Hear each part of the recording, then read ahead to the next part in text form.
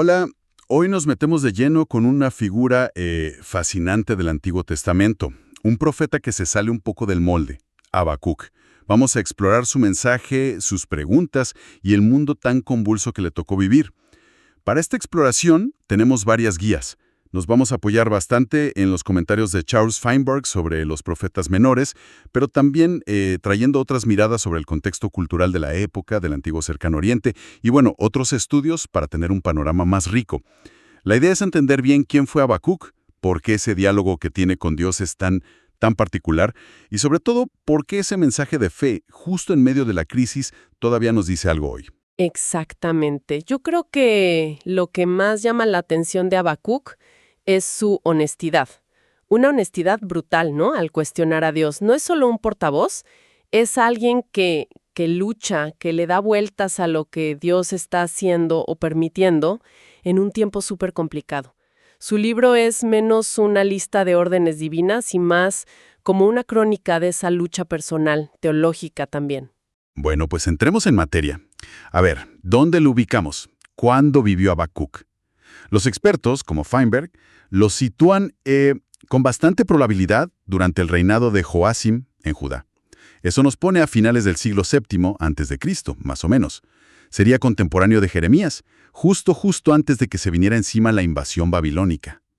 Una época complicada. Y ese contexto es crucial de verdad. Hay que imaginar la escena. El imperio asirio, que había sido el gran poder, se está viniendo abajo. Nínive ya cayó. Y en ese vacío, ¿quién surge? Babilonia, los caldeos. Una potencia nueva, súper agresiva, con ganas de comerse el mundo, digamos. Pero ojo, el problema no era solo la amenaza de afuera. Dentro de Judá, las fuentes, como las que menciona Feinberg, hablan de una descomposición moral tremenda. Injusticia por todos lados, violencia, corrupción. La sociedad estaba en crisis por dentro y amenazada por fuera. Y en medio de todo eso, ¡pum!, Habacuc levanta la voz. Y aquí es donde la cosa se pone realmente interesante, como decías, porque Habacuc no arranca diciendo «así dice el Señor», ¿eh? Él empieza preguntando, quejándose con Dios. Su primera queja, que está ahí al inicio del libro, en el capítulo 1, es casi un grito, ¿no? Es como decir, Dios, ¿por qué parece que no ves? ¿Por qué toleras tanta violencia, tanta injusticia, tanta pelea? Aquí mismo, en tu pueblo, en Judá. La pregunta eterna, ¿hasta cuándo, Señor? Es muy fuerte. Es una interpelación teológica, pero muy humana también. ¿Quién no ha sentido algo así alguna vez frente al mal, al sufrimiento que no se entiende? Y lo sorprendente, o quizá lo más chocante, es la respuesta que Dios le da. Está ahí mismo, en el capítulo 1. No le da un consuelo fácil, ¿eh? Le anuncia algo que seguro le heló la sangre a Habacuc, que Dios mismo va a levantar a los babilonios. ¿A los babilonios? Y los describe de una forma terrible, crueles, impetuosos, amargos, que vienen a conquistar lo que no es suyo. Ellos, justamente ellos, van a ser el instrumento de Dios para juzgar a Judá por su infidelidad. ¡Wow! Y Habacuc, lejos de decir, bueno, está bien, redobla la apuesta. Su segunda queja, que sí ahí, entre el capítulo 1 y el 2, es todavía más audaz, me parece. Empieza reconociendo quién es Dios, santo, eterno, pero usa eso mismo para preguntar. A ver, si tus ojos son tan puros que no pueden ni ver el mal, ¿cómo es que vas a usar a una nación más mala, más idólatra que Judá, como Babilonia, para castigarnos? ¿Cómo puedes quedarte callado mientras el malo se traga al que, comparado con él, es más justo? Esto va al corazón de la justicia divina. Justamente ahí está el nudo del dilema de Habacuc. Es la pregunta sobre los métodos de Dios, sobre cómo su santidad se las arregla, digamos, con la realidad tan sucia de la historia, de la maldad humana. Y la respuesta de Dios, que se desarrolla en todo el capítulo 2, es fundamental. No solo para Habacuc, sino para toda la reflexión sobre la fe que viene después. Primero, Dios le da una instrucción súper concreta. Escribe la visión. Y que la escriba clara, en tablas, para que corra el que leyere en ella. La idea es que el mensaje quede ahí, claro, público, que no se pierda. Se ha discutido qué significa eso de que corra el que leyere. que sea tan grande y clara que se lea al pasar corriendo, o que un mensajero tiene que salir corriendo a proclamarla. El contexto cultural, como apuntan algunos estudios, sí que le da importancia a esas proclamaciones públicas, grabadas para que todo el mundo se entere. Vale. Escribir la visión para que sea clara y permanente. ¿Y el contenido de esa visión? ¿Cuál es el mensaje central? Ajá, el corazón, el eje de todo, está en el versículo 4 del capítulo 2. He aquí que aquel cuya alma no es recta se enorgullece, mas el justo por su fe vivirá. Esta frase es monumental. Los comentarios, como los de Feinberg, insisten mucho en que vivir por fe aquí no es solo creer con la cabeza. Implica fidelidad, constancia, una confianza total en quién es Dios y en sus promesas, aunque todo alrededor parezca decir lo contrario. Es agarrarse fuerte de Dios en medio del caos, del juicio que viene. Y bueno, ya sabemos la repercusión que tuvo esta frase después, ¿no? Especialmente en el Nuevo Testamento. Entendido. Es como el ancla en medio de la tormenta que se avecina. Y después de esa frase clave, la respuesta de Dios sigue con una serie de juicios contra Babilonia. Cierto, los famosos 5 ay. Correcto. Es una estructura muy clara en el texto. Son 5 lamentos, casi como maldiciones proféticas, dirigidas contra Babilonia. Tienen un tono irónico, ¿sabes? Habacuc 2.6b, 20. Funcionan como sentencias de Dios contra los pecados específicos de ese imperio. Denuncian su forma de actuar, esa codicia sin fondo que acumula riquezas robadas con violencia, el construir su poder sobre la injusticia, sobre sangre derramada, la brutalidad, la humillación a otros pueblos. Y finalmente, su tontería de confiar en ídolos mudos que no pueden hacer nada. Se nota como una especie de justicia poética, ¿no? Que el castigo encaja con el tipo de maldad que cometieron. Exactamente. Hay una idea muy fuerte de retribución. Lo que siembras, cosechas. El que despoja será despojado.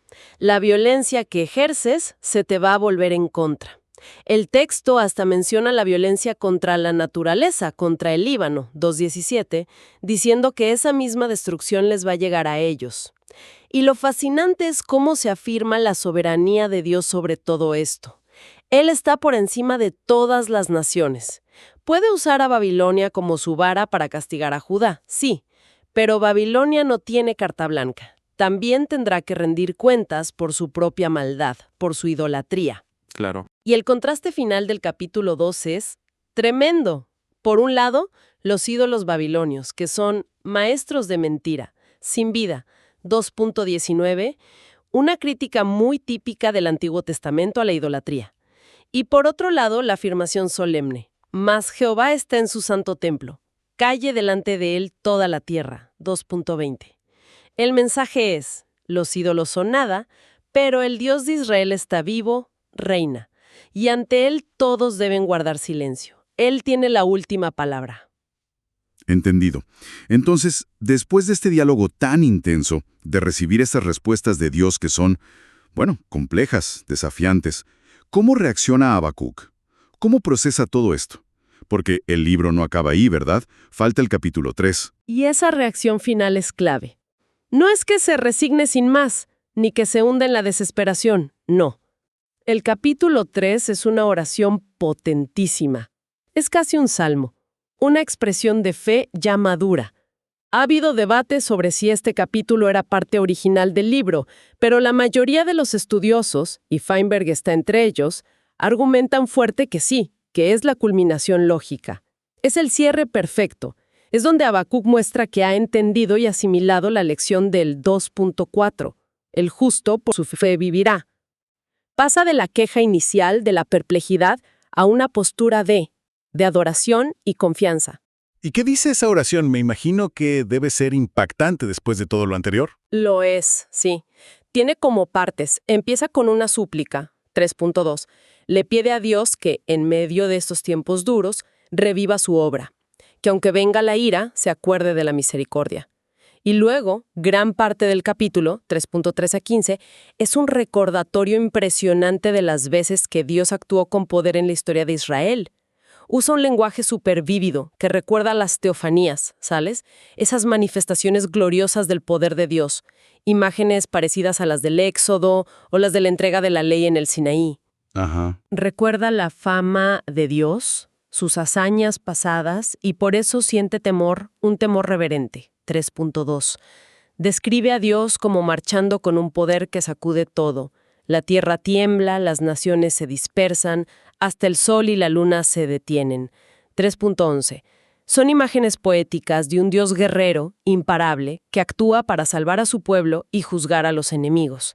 Era un lenguaje que se usaba en la época para describir el poder de los dioses, y Habacuc lo usa para el Dios de Israel.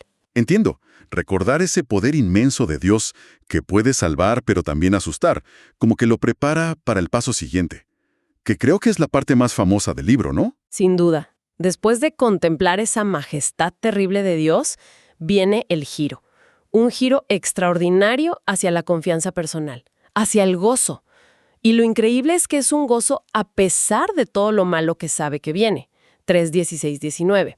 Él no niega la realidad, admite que al oír lo que Dios va a hacer, la invasión, el juicio, su cuerpo tiembla de miedo, siente la angustia físicamente. 3:16. Anticipa la ruina económica, el desastre. Y es justo ahí, en ese momento, esperando lo peor, cuando hace esa declaración de fe, que es increíble. La famosa frase, aunque la higuera no florezca, ni en las vides haya frutos. Exacto. Esa misma, aunque la higuera no florezca, ni en las vidas haya frutos, aunque falte el producto del olivo, y los labrados no den mantenimiento, y las ovejas sean quitadas de la majada, y no haya vacas en los corrales, con todo yo me alegraré en Jehová, y me gozaré en el Dios de mi salvación. 3:17-18. Esto es, una cumbre de la fe bíblica. Su alegría ya no depende de si hay cosecha, de si hay prosperidad, de si no hay problemas. Su gozo está puesto en Dios mismo, en quien es Él, el Dios que lo salva. Es pasar del ¿por qué Dios? Al a pesar de todo, yo confío en ti, Dios. Un cambio radical. Precisamente, es la prueba de una fe que ha madurado, que ha procesado la revelación que recibió. Cree en las promesas de Dios, cree que al final habrá justicia sobre el opresor y afirma que su única fuerza, su única seguridad está en Dios. Termina diciendo, Jehová el Señor es mi fortaleza, el cual hace mis pies como de ciervas, y en mis alturas me hace andar. 3:19. Es la aplicación personal vivida de ese vivir por fe. Es fascinante seguir todo ese camino. Habacuc nos muestra como un viaje espiritual completo en solo 3 capítulos. Empieza con una queja súper honesta, casi con enojo.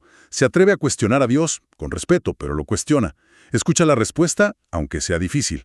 Y al final, aterriza en una fe profunda, una adoración que no niega el dolor, pero que lo trasciende. Sí, si tuviéramos que sacar las ideas centrales de Habacuc, usando fuentes como la de Feinberg, podríamos destacar varias cosas, ¿no? Primero, la soberanía total de Dios. Él está al mando, incluso cuando usa instrumentos complicados como Babilonia. Y esos instrumentos también rinden cuentas, nada se le escapa. Segundo, la validez de confrontar honestamente el problema del mal, de la justicia divina. Habacuc nos enseña que es legítimo luchar con esas preguntas. Tercero, la importancia central de la fe, entendida como fidelidad, como confianza activa. Ese, el justo por su fe vivirá, es como el corazón de su mensaje, ¿verdad? Es lo que nos sostiene en la crisis. Y cuarto, la posibilidad real de cambiar, de pasar de la duda, de la perplejidad, a una adoración fuerte, confiada, no evitando las preguntas, sino atravesándolas. Y la conexión con nosotros, con quien nos escucha, es muy directa, ¿no? ¿Quién no ha lidiado con el sufrimiento, el propio o el de otros? ¿Quién no se ha preguntado por qué a veces parece que gana la injusticia? ¿Quién no ha sentido ganas de preguntarle a Dios? O quizás miedo de hacerlo. Habacuc como que valida esa lucha. Nos dice, está bien llevarle esas preguntas a Dios. Y nos muestra que buscar una fe que nos sostenga cuando todo se mueve, cuando hay caos, es una búsqueda muy humana, muy fundamental. Quizás la reflexión final que podríamos dejar ahí picando es esta. Habacuc le plantea a Dios sus dudas más hondas, con una franqueza tremenda. Y no lo regañan por eso. Al contrario, recibe una revelación más profunda sobre cómo es Dios y qué está haciendo. Esa revelación no es que le quite todas las dudas, pero sí le cambia la perspectiva, le fortalece la fe. Entonces la pregunta para nosotros sería, ¿será que abrazar nuestras preguntas difíciles, permitirnos dudar honestamente como parte del camino en vez de tapar la duda, será que ese es justamente el camino hacia una fe más real, más fuerte y al final más profunda, como le pasó a Habacuc? Sin duda alguna. Yo creo que el gran legado de Habacuc es justamente esa demostración. Que la fe de verdad no es no tener preguntas, sino decidir confiar en Dios a pesar de ellas. Es una fe que se forja en la lucha, en ese diálogo honesto, y nos recuerda que nuestra ancla no pueden ser las circunstancias, que siempre cambian y a menudo son duras, sino el carácter de Dios que no cambia y sus promesas, que son fieles. Esa es la fe que al final nos permite decir con Habacuc, Jehová el Señor es mi fortaleza.